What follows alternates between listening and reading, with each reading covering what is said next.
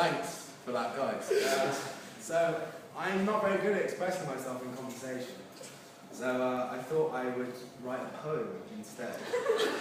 And I'm sorry I didn't want to make a big song and dance about it, but it seems like it's just happened. So the poem I wrote today called The Proposal. And it goes like this. Roses are red, violets are blue, but these are just two colours. And when I look at you, I realise that they're like two mere strings touched by a plectrum. In my eyes, you're the whole colour spectrum. You came into my life as fit blonde girl, but beholding you, something profound did unfurl. In your company, I hear birds when there are none. I try to keep it together, but you send me off on a mad one. Upon seeing you, I'm hit with a terrible lust, a longing for juices, a desire to thrust. So now it's time for me to dust off my libido, to change my rags for this here tuxedo, to uphold this absurd college tradition, and walk with you down the road to perdition. I know that in time our paths will move closer. You'll be my fruit, and I your green grocer. But let's think on your decision to flee from PG. Is it just a cover to step closer to me? And so don't you see, oh beauty, Eloise, that you're also longing for the birds and the bees? So our paths have already started to mix, spinning slowly together in some double helix. Look at us already talking of DNA. Let's take it slow and try to keep the baby at bay. I heard church bells earlier, and it got me thinking of you. Our wedding, the loving, all the arguments too. I saw a white house with fields spread out around it. I was looking for something, then I suddenly found it. A woman standing over a sink, whose winnowing hair sent me over the brink. I stopped to admire, to take in every last speck, and the soft little hairs running over your neck. Then I embraced you, and planted a kiss, and my whole being was flooded with bliss. I lifted my head and saw out the window our children, skipping, laughing, playing in the meadow.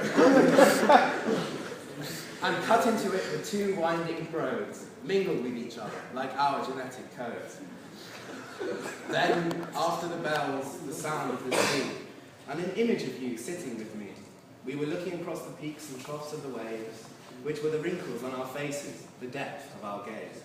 As we sat there hand in hand, deck chairs planted on a pebbly beach, we found we had no need to communicate through speech. These two paths that had once twisted and whirled in a dance were now grown together as one road, straight as a lance. We thought together of our birds flown the nest and knew that we were ready for life's eternal rest. The sea rose up and carried us away, and our souls lifted into the sky in one final ballet. The gulls swirled around, peace in the sky, and the planets circled, and the stars all winked a twinkling eye. And so, with these lines, I think I've proved I'm a genius, so I think it's time you jumped on my penis. Eloise, I'm begging you please, marry this ridiculous man on his knees. Will you marry me?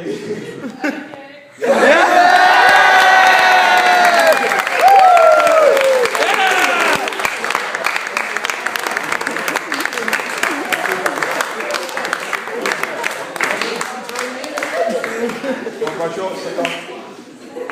Ladies and gentlemen, we will now sing and then speak.